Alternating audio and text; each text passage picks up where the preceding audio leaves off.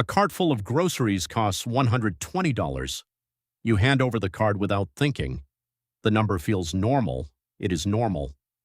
You don't know yet that normal is about to move, not all at once. Not in a way you'll notice, just a little, every year, quietly, without asking, without announcing itself, without giving you the chance to prepare. The $120 isn't a problem. The $120 is just Tuesday. You load the bags into the car, you drive home. You don't think about it again. That's the point. 3 years later. Same store, same cart, same items more or less. $141. You notice. You don't track it. You make a joke to the cashier about prices going up. She smiles. Everyone makes that joke. Nobody does the math. The math is $21 more for the same life you were already living. $21 that didn't ask permission.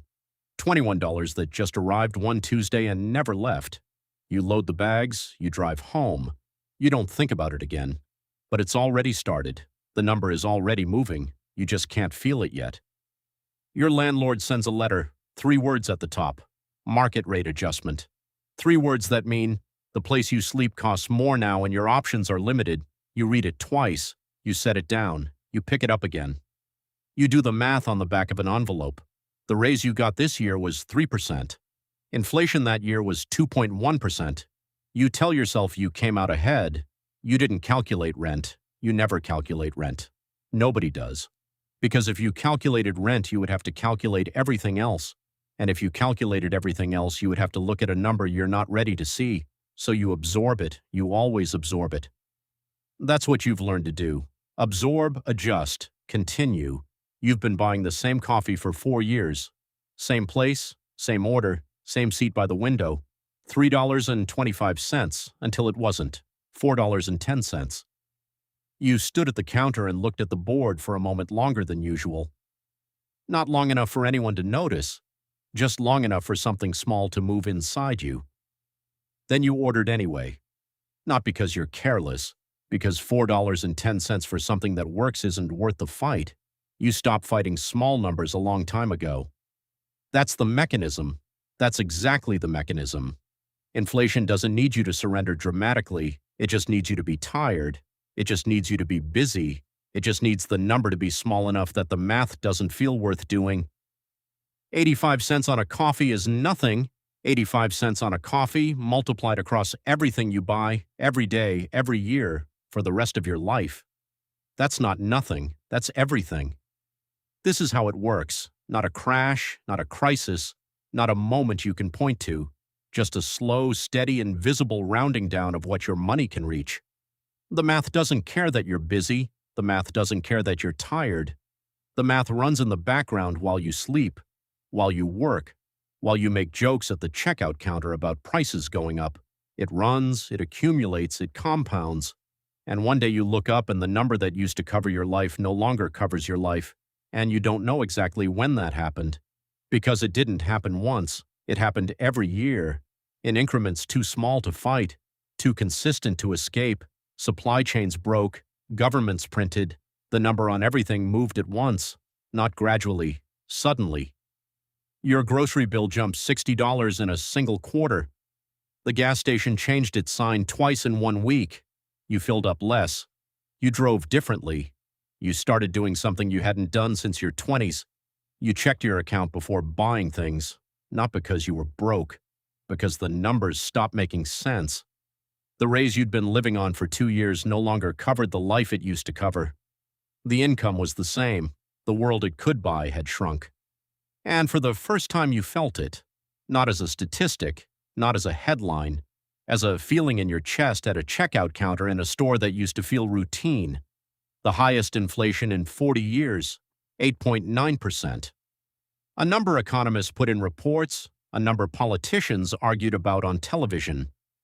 What you put it in was the receipt, $220 for groceries, the same groceries, a number that required a moment at the register, a pause you didn't have at $120. Your salary hadn't moved 8.9%, nobody's had. The gap between what you earned and what things cost had been widening for years, quietly, in increments. 2022 just stopped hiding it. 2022 made the gap visible, and visible is harder to absorb. Visible requires you to look at the number you've been avoiding on the back of that envelope. Progress meant prices were rising slower, not falling, never falling.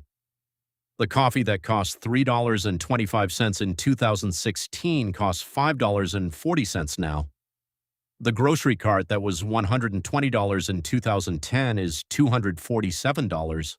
The rent that was $950 is $1,490. These numbers don't reverse when inflation cools. They stay. They become the new floor. And the floor only ever moves one direction. So when the news says inflation dropped, what they mean is the ceiling is still rising, just not as fast. You are still losing ground, just more slowly. That's the progress. That's what they're celebrating. You swap brands, you skip the vacation, you eat out less, you find somewhere else to cut. You call it budgeting. It isn't budgeting, it's compression. Your life is being compressed by a percentage point a year, and you're managing the compression like it's a personal failing. Like if you were smarter, more disciplined, more careful, the math would come out differently. It wouldn't. Because this isn't about your choices, it's about the structure those choices exist inside, a structure where the price of everything rises, and the value of your time stays roughly the same.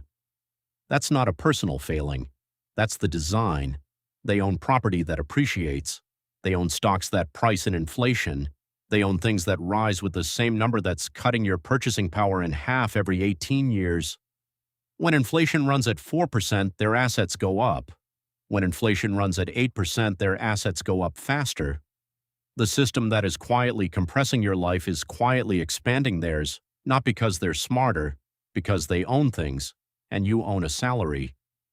A salary is a fixed agreement in a world where the price of everything else is variable. You agreed to trade your hours for a number. The number stays roughly the same. The world the number buys gets smaller every year, without asking, without announcing itself, without giving you the chance to prepare. Somewhere right now, someone is handing over a card at a grocery store. The total is higher than last time. They noticed. They won't say anything. They'll adjust. They'll find somewhere else to cut. They'll call it being responsible.